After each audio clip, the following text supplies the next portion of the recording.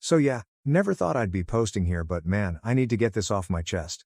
Been with my girl for 3 years and was legit saving for a ring and everything. Then her phone starts blowing up at 2 a.m. like every night. She's all, it's just work stuff, but like, at 2 a.m.? Come on. I know everyone says don't go through your partner's phone, but whatever, I did it anyway, and holy crap, my life just exploded right there. Wasn't just one dude. 4 different guys. All these separate convos with pics I never want to see again, them planning hookups, and worst part? They were all joking about me. One was literally my best friend since we were kids, another was her boss, classic, our freaking neighbor from down the hall, and that gay friend she was always hanging out with who, surprise surprise, wasn't actually gay. This had been going on for like 8 months while I'm working double shifts to save for our future and stuff. When I finally confronted her, I thought she'd at least try to deny it or cry or something. Nope. She straight up laughed and was like, "Took you long enough to figure it out." Said I was too predictable, and she was bored. My so-called best friend texted later saying it wasn't personal, and these things happen, like WTF man? I just grabbed my stuff that night while she went out to clear her head, which probably meant hooking up with one of them TBH. It's been like 2 months now. Moved to a different city, blocked all their asses, started therapy cause I was messed up. Then yesterday she calls from some random number crying about how she made a huge mistake. Turns out boss dude fired her after getting what he wanted, neighbor moved away, my ex-friend got busted by his girlfriend, and the gay friend ghosted her once he got bored. She had the nerve to ask if we could work things out. I just laughed and hung up. Some things you just can't fix, and finding out your girlfriend's been living a whole secret life with 4 other dudes, yeah, that's definitely one of them. I matched with my ex's older brother just to be petty. Accidentally got invited to family dinner. This literally just happened and I need to confess to the void, so my ex dumped me 4 months ago. Real casual, real cool. Just a simple, I think we want different things, right after I baked him a lasagna that took me 3 hours and made his gamer roommates tell me I was wife material. I didn't even cry.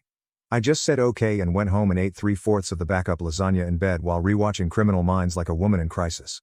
Anyway, last week I was swiping around for no good reason and boom. There's his brother. Hot. Taller. Has a real job. Looked like he eats vegetables. So obviously I swiped right. Obviously. I wasn't expecting anything. I just wanted to feel like chaos. But we matched. He messaged first. Said he remembered me. Said I always brought weird snacks over and he liked my energy. I asked what kind of energy. He said dangerously charming in a way my brother never appreciated. So now I'm feral. We started texting. Then we hung out. He picked me up and actually opened the door for me, which felt illegal. He asked me questions like he was in an interview for a job called Not Being a Dick. I wore the same perfume I used to wear with my ex and pretended it wasn't intentional. It was intentional. We made out. A lot. I told myself it was fine because technically he's not blood related to the lasagna betrayal. Then it got worse. He invited me to a casual family thing this weekend. I thought he meant like drinks with coworkers or maybe some game night with the guys. It was his mom's birthday. His mom who knew me. His mom who liked me. His mom who gave me Tupperware that said, "Bring this back or else" in Sharpie. My ex opened the door. I pretended to be shocked. He pretended to be over it. His mom hugged me. His grandma hugged me. His dog remembered me and sat on my foot like it was claiming me in a medieval war. I stayed for cake. Anyway, he texted me later and said I was out of pocket and I said cool, you still want the Tupperware back or can I keep it? I don't think I'm actually going to date the brother. I'm not evil, I'm just adjacent. But yeah. If you've followed me elsewhere, this is what that blurry kitchen pic was about. Sorry. Or you're welcome. I don't know. I accidentally broke up a couple at IKEA and I still think about it 3 years later. So this happened around 3 years ago and still lives rent-free in my head. I, 29 at the time, had gone to IKEA on a Sunday afternoon, aka chaos hour. I was just looking for a stupid desk lamp, but IKEA being IKEA, I ended up wandering around like I was in Narnia. Anyway, I'm in the kitchen section when I overhear a couple arguing about what kind of plates to get. Not just, I like this one better, but a full-on relationship crisis disguised as dinnerware shopping. The guy says something like, "We always do what you want, why are we even here?" And the girl replies, "Because you never make decisions?" Classic stuff. Now here's where I become the accidental villain. I walk by them and spot the exact lamp I've been hunting for in someone's abandoned cart nearby. I point and say, "Sorry, do you know where that lamp is from?" But apparently, that cart belonged to the guy in the couple. He snaps, "I don't know, just take it," and storms off. The girl looks at me, goes, "Seriously?" and then follows him while muttering something like, Can't even buy fuxing plates without drama. I felt like a background character who just delivered the line that ruined a whole subplot. I left with the lamp feeling like I had triggered a breakup. To this day, I wonder, did they make up in the parking lot? Did she throw a dinner plate at him later? Did I accidentally do her a favor? Anyway, IKEA remains undefeated in turning shopping trips into emotional war zones. A beautiful love story. I saw her on Tinder first. Imagine the most beautiful woman you've ever laid eyes on. Even she doesn't compare to what I saw that day. I couldn't believe someone like her lived where I lived. It had to be a catfish. Her Instagram was linked to her Tinder profile. It checked out. She was real. I knew I couldn't meet her on Tinder, so I followed her IG, swiped right, and kept it pushing. I couldn't shake the feeling. This feeling like I wanted her to be in my life for a long time. No matter how that looked. That meant I had to find a way to approach her that wasn't, "You're so beautiful," or expressing a romantic interest she may not be into. I waited for the perfect opportunity. It came when she posted a yes or no question on her story that I had a more nuanced answer to. Is manipulation okay in relationships? My answer was that if my ex hadn't manipulated me into being admitted to the mental hospital, I probably wouldn't be here, so context matters. She was a psych student, so I knew she'd like my answer. The conversation started there. After that, I'd check in on her every once in a while. "Hey, how are you today?" She'd keep it short, but she'd answer succinctly. She was guarded, so I knew not to pry. I'm still very much a stranger. Still hadn't complimented her not once. Trying to compliment someone you're absolutely infatuated with is difficult. I didn't want to love bomb with all the things I thought about her. At some point it felt appropriate to ask her if she'd be down to get tea sometime. She agreed. We're in the game, the day comes, and she falls ill with allergies. Not only does she let me know, but she sends me proof via photos. She was solidified as a real one in that moment. We rescheduled. The day comes, and I tell her to look for the guy in the ugly shirt. She sees that it just says ugly in black print and gets a taste of my sense of humor. We talk seamlessly for hours. She's impressed that I know my birth chart, but weary that I'm a Gemini moon, Mars, and Venus. We exchange numbers, and from that day forward the app gates open up, and I'm eager to hear every thought that crosses her mind. Fast forward exactly 3 months later, after spending an immense amount of time with each other, both platonic and intimate, she asks me out. At this point I have no job, I'm technically homeless, and she still saw enough value in me to want to take that next step. I'm ecstatic and I say yes. Now she finally knows exactly how I feel about her. Today, June 16th, is her birthday. It's the 6th birthday she's had since we became lovers, and it feels like I love her more with every year that passes. She chose me even when I had nothing, because to her I had more than money could buy. I will move mountains for that woman until I myself can no longer move, and even then I'll try until my heart gives out. If the last thing I do is an act of love for her, I'd die happily. If you made it this far, wish her a happy birthday in the comments. I helped a woman fix her Hinge profile in line at the pharmacy, and now I'm in her wedding slideshow venting. Not sure where else to post this, but this feels like the weirdest full circle moment I've ever had. Back in January, I was in line at the pharmacy. The wait was forever and the guy in front of me was loudly arguing with the self-checkout machine, so the vibe was already unhinged. Behind me, this woman, maybe late 20s, was muttering to herself and visibly spiraling while scrolling through her phone. She goes, "Sorry, I swear I'm not trying to read your texts." And I turn around and she's like, "You seem normal. Is this a good Hinge profile, or do I look like I eat candles?" I said, "You definitely look like you collect people's baby teeth," because she had this creepy Victorian filter on all her pics and one of them was her holding a taxidermy owl. She laughed. Showed me the whole profile. We edited her bio together. I made her delete the one where she was holding a wine glass with a python in the background. That was it. We joked that if the new version worked she owed me wine. Never exchanged numbers. Didn't even catch her name. Cut to 3 weeks ago, I get this random DM on my alt Insta from a woman asking if I'm CVS Lila. I said yes, fully prepared for a lawsuit. She goes, "I found you," and sends a selfie. It's her. Apparently she'd been looking for me since March because, in her words, "You are the reason I met my fiancé and also the only person who told me I looked like a haunted doll and I needed that." She ended up meeting someone literally 2 days after we rewrote her profile. Now they're getting married. And she asked me if she could put a screenshot of the original convo in their wedding slideshow. So yes. If anyone at a wedding in Baltimore sees a picture of 2 girls laughing in the foot care aisle next to an owl joke, that was me. Also, she Venmo'd me the wine. And if you've been in my DMs lately, yes, she's the one from the engagement story. She's cool with it. Her husband thinks it's hilarious. Apparently he followed me before they even met. Small world. My reteacher almost got me killed because she thought I was possessed by Satan on fiction. This will be a long one, and no, I am not making this shit up. All I knew about my school's RE teacher before starting in her class was that she was absolutely horrible to kids our age, around 13. And would use the disciplinary system to the point where she was bordering on a drill sergeant. Talk to another student about anything, even asking for a little help with the work. That's an hour's detention during lunch, with no food and her making you read 5 random pages of the Bible over and over until the end of the hour, and if you're in the middle of a page, then she'd make you finish reading the rest to truly drill it in. Most likely, that leads to you being around 10 minutes late to your next class, leading to more detention, although less strict, just something like 15 minutes after school. But still, first domino and all. She would describe children as disgusting parasites that need to be cleansed, and saw her smile maybe 2 or 3 times in the 3 years I was in her class, and honestly I think it was her reminiscing about the times where you could just use the cane on kids. I'd say more, but it honestly gets really dark. Quite a few kids in my class were absolutely terrified of her, and some genuinely had panic attacks. So I just thought, if she wants to make 5 hours a week of our lives hell, I'd do just the same back. It started off small. I put a portable speaker in her classroom that she never found and would play random sounds like mice scurrying, screams during quiet moments that I swear let her meet God for a few seconds by how she reacted, songs she deemed unholy. Highway to Hell was a favorite of mine, and the Godzilla or Darth Vader theme every time she walked in. I would use my nasal spray but have a glue logo on it, so when I got sent to the principal's office for snorting glue, I took the label off on the way without her seeing, showed it was just a medical nasal spray, and make her look like an idiot. I would change my work last minute, so when I was supposed to be punished by having to give a full hour's PowerPoint presentation on why God loves us, I gave a 20-minute presentation on if God could beat Superman. I made her explain every single detail of what she said about religion until she would break down and probably debate on if she would get away with just kicking me in the face.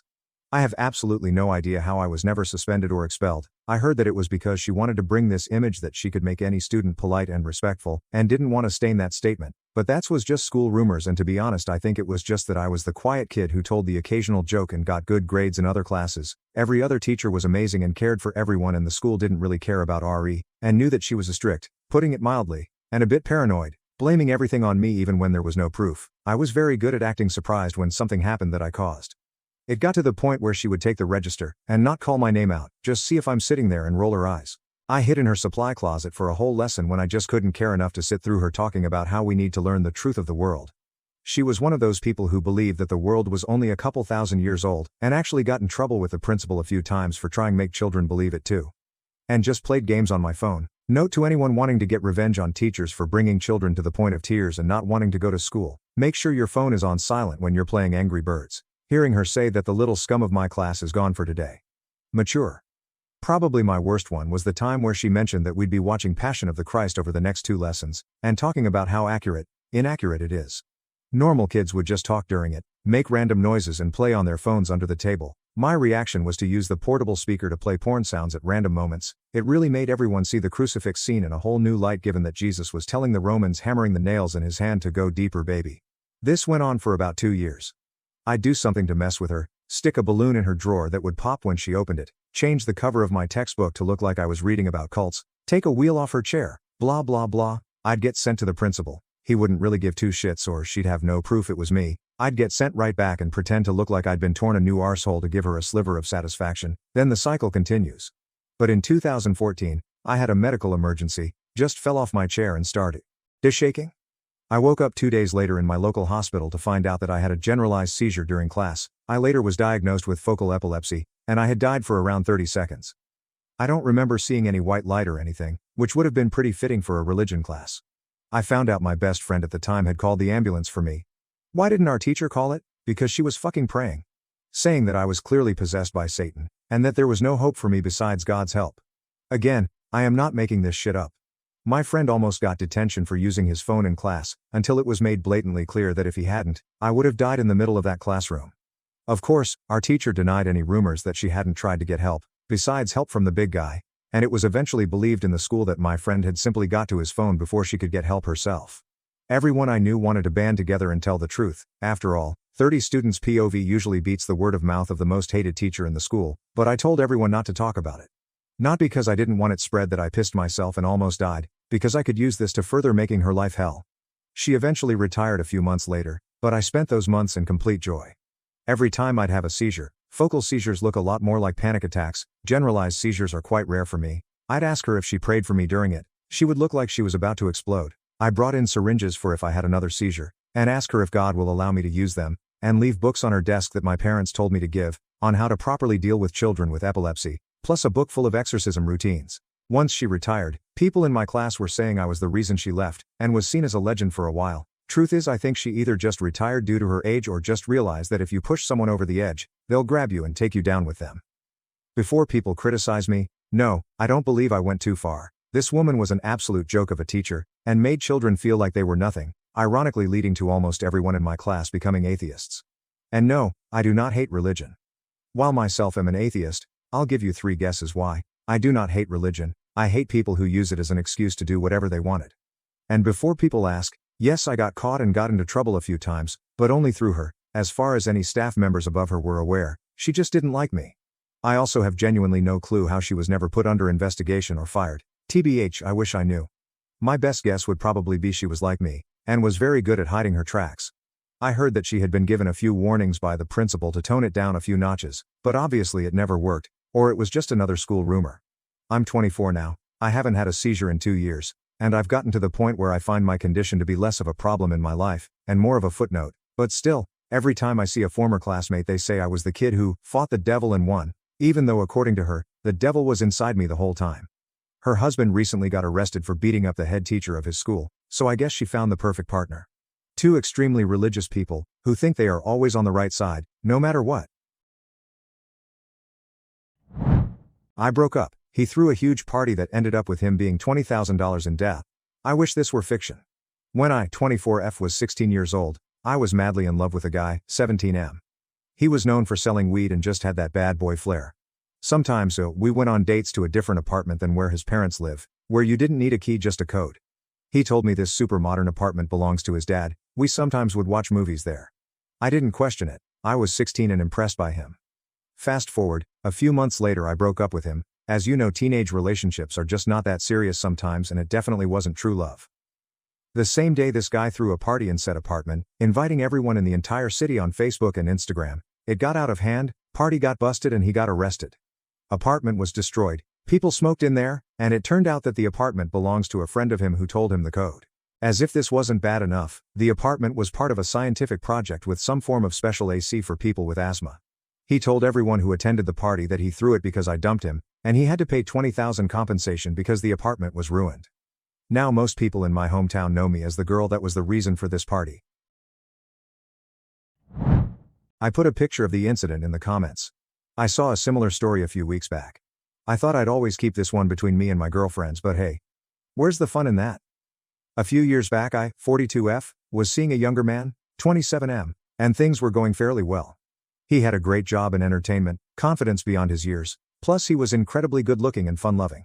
He was a little bit of an airhead, but that was okay, since our seeing each other was never very serious and mostly centered around fun dates and fun nights together. We had rented an Airbnb near the beach for a staycation. Lots of tequila sunrises, laying in the sun, swimming in the ocean. The first night, he's looking at the house's banister and he says, "When I was a kid I got my head stuck in a banister like that."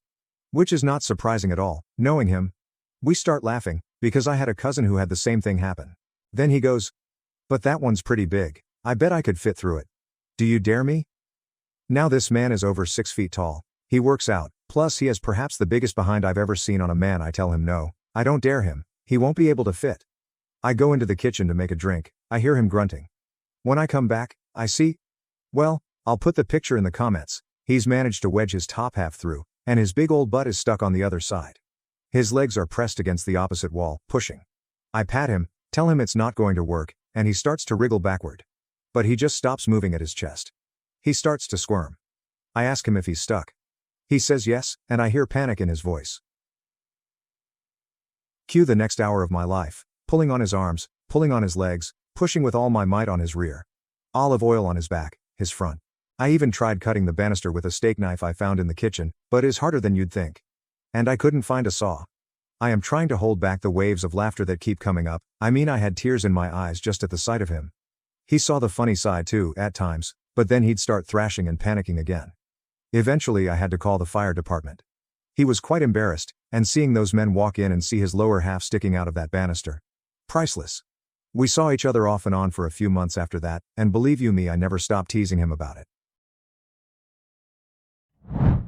Ghosted, and I don't know why I, 43 million, had a very close friend, 44 million, for many, many years.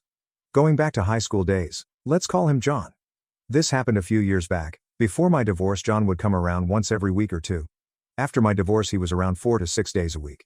My divorce wasn't bad or hard. We ended things very amicably, but it was hard being on your own all of a sudden. He was one of 3 friends that had full access to my house. They made the transition a little easier. I lived a few minutes from his work, so he'd stop by to unwind before going home most days. He worked very demanding hours. We'd usually smoke 1 or 2 or have some dinner while chatting about the good and bad of our day. We've both gone through some hard times, but we were always there to support each other when needed. It still amazes me that he could drink a Red Bull at 11 p.m. at night and still go home to sleep like a baby. We also did a lot of trips together. Sometimes a week in Florida, sometimes a weekend up north, sometimes just a night of fun. Never an issue, never a fight, always good times. Now to the situation. I was getting prepped for an upcoming golf tournament in a couple weeks when I got a phone call. It was John. He found out about the tournament a couple hours away in a major city and wanted to come. This wouldn't be the first time he's come with me. It was the end of the pandemic and he was a little antsy about getting out and having some fun. Even though I already had everything booked, I happily accepted. I canceled my reservations and rebooked a more expensive Airbnb right in the city. A place he could chill even when I'm golfing.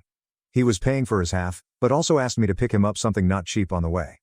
Over the next couple weeks I got multiple phone calls either asking questions or excitedly talking about the upcoming fun. I was going for 3 days. He was either meeting me up there the first night late, or coming up the following morning if work got out too late. I got to the Airbnb around 4 p.m., after a rush hour-filled 3-hour drive.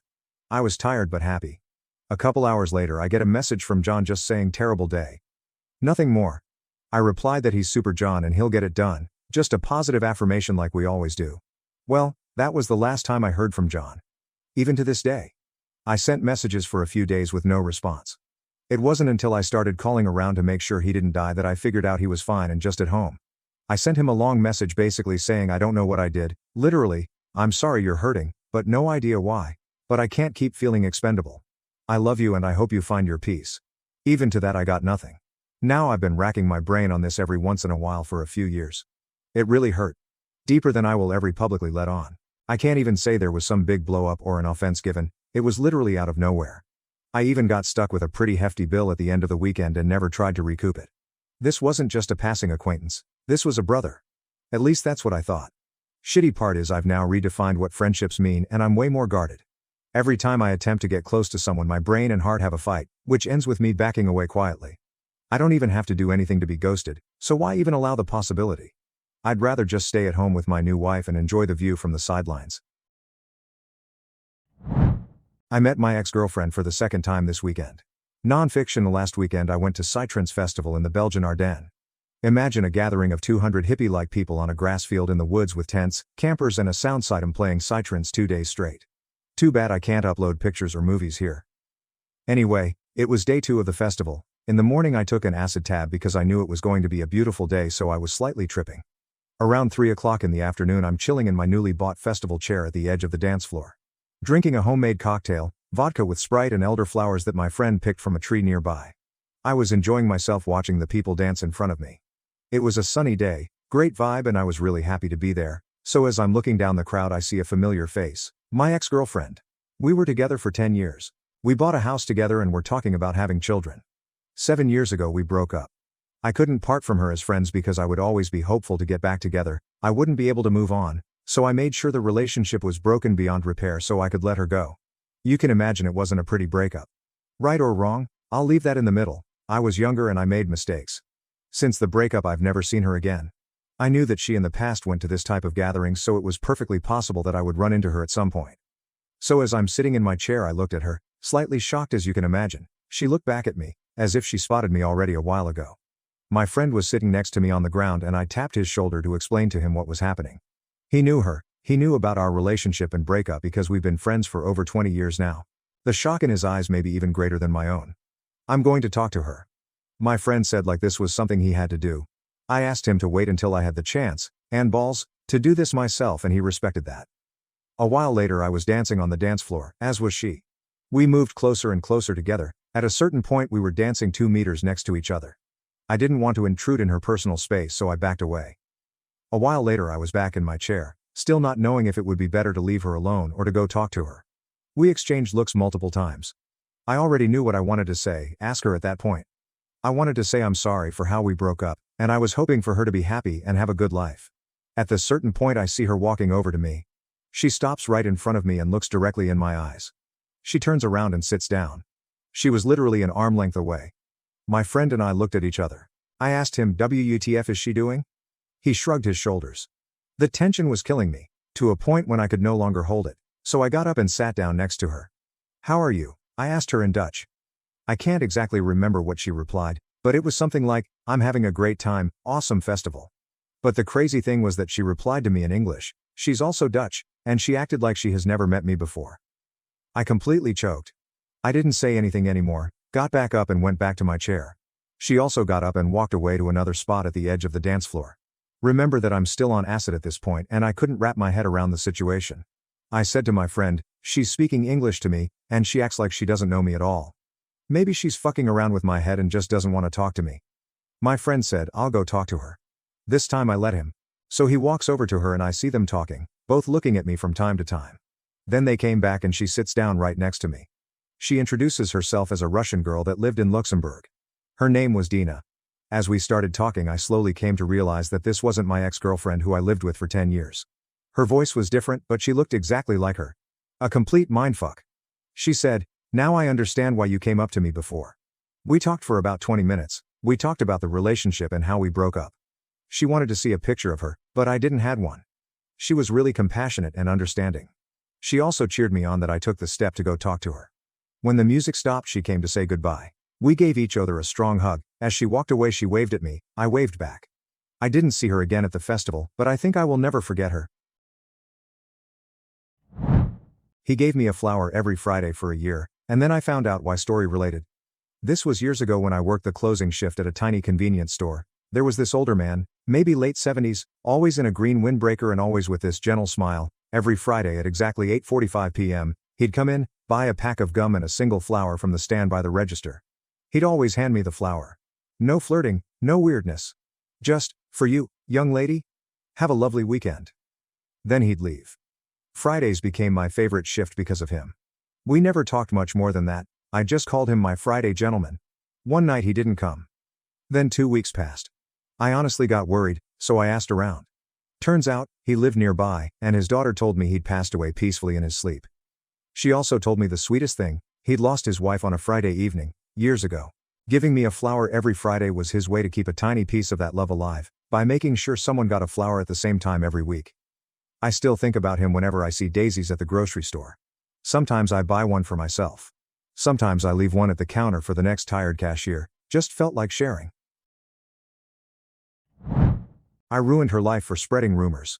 Fiction. She was my best friend. I told her everything. Every scar.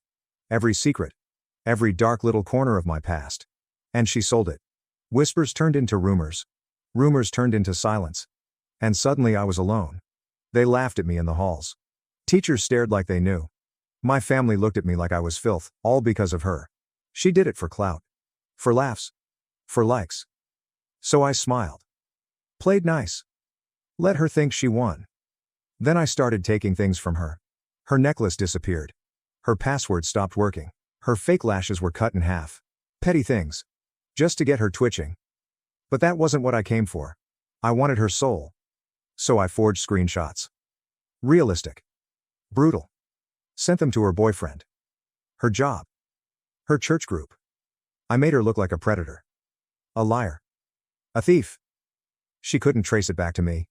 She cried in the same bathroom stall I used to hide in. Begged for someone to believe her. No one did. And when she finally came to me, with mascara running and voice cracking, I hugged her and whispered, "Now you know how it feels to trust a monster. No fists, no fire, just silence. And ruin.